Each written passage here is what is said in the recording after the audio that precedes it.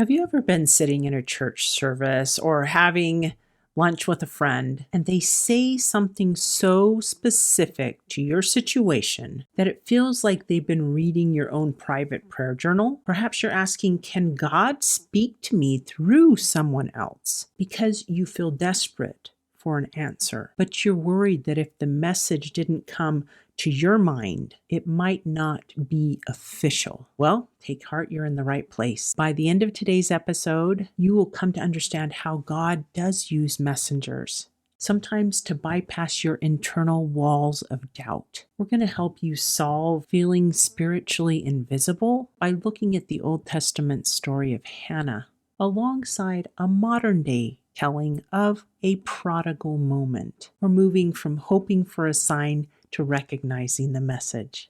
Stay tuned. Ordinary women, extraordinary faith. When God calls, we say yes. The Arise Women of God podcast. Hello and welcome to another episode of the Arise Women of God podcast.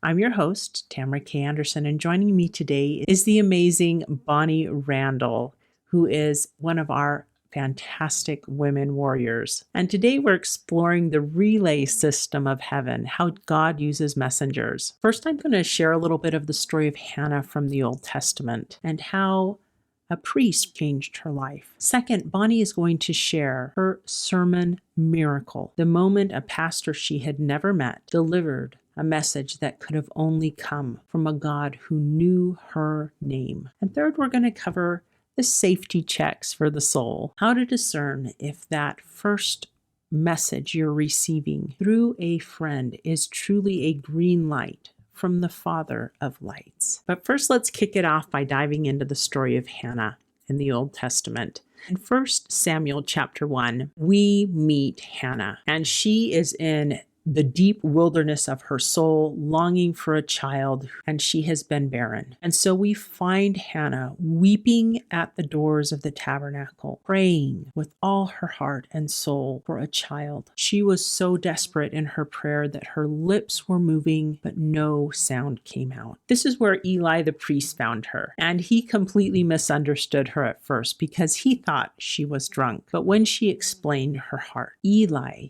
became the messenger she needed. He didn't have all the context of her years of suffering and pleading to the Lord, but he spoke for the Lord. Listen to what he said in verse 17. Go in peace, and the God of Israel grant thee thy petition. Wow, what an answer. The scriptures then tell us that Hannah wasn't sad anymore. She knew she had gotten an answer from God through Eli the priest. Sometimes the person sitting right next to you is the one God has authorized to send you peace. So God used Eli to turn Hannah's grief into hope, and she later bore the great prophet Samuel.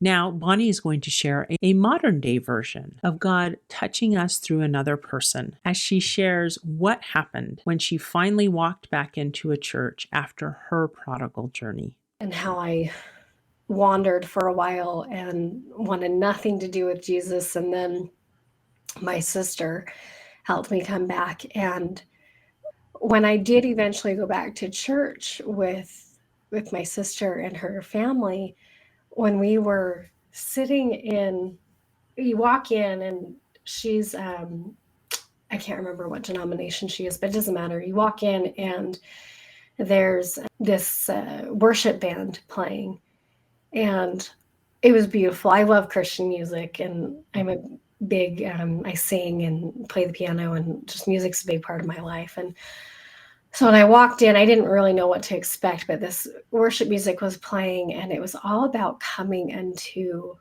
Jesus, letting him heal you. And then, so I started getting kind of emotional and like, oh gosh, okay. And the Spirit started hitting me, and all of a sudden it was like this tidal wave of the Spirit. And I hadn't realized how much I had been missing out on those years that I'd kind of been wandering and lost, and it's just so broken. And then the pastor gets up, and guess what his sermon's on? What? The prodigal son. And I turned to my sister and I'm like, did you tell him I was coming? And she's like, no, I swear I didn't say anything.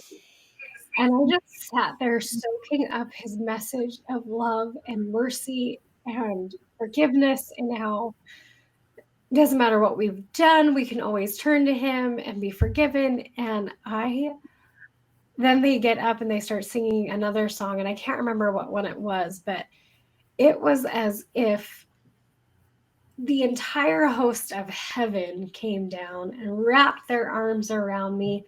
I couldn't even stand. My knees buckled and I fell to the floor just bawling. And I felt filled.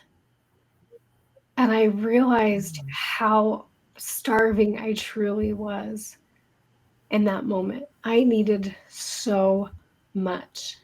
And thankfully, the Savior didn't disappoint. He came and he filled me with his love and with his, in that moment, his righteousness. And God knew exactly where Bonnie was sitting that day. He used that pastor's voice to pierce through the cloud of doubt. But now let's address another aspect of this. When you feel like God is answering you through another person, how do you know that message is actually coming from Him? This is where we apply step 5 from our free roadmap to Revelation download. It talks about safety checks. And Bonnie is now going to share a simple rule for identifying that first voice of revelation. I heard a quote once that is worth sharing, something to the effect of, and this is why I say I'm not a scriptorian because I can't ever quote people correctly, but something to the effect of, the first voice when you're praying is God, is the Spirit. And the second, inevitably, is the adversary, because he wants us to doubt ourselves. So if while you're in the middle of this prayer, this searching for truth and righteousness, if you can be still and get yourself still enough, that first thought that you have is the clue.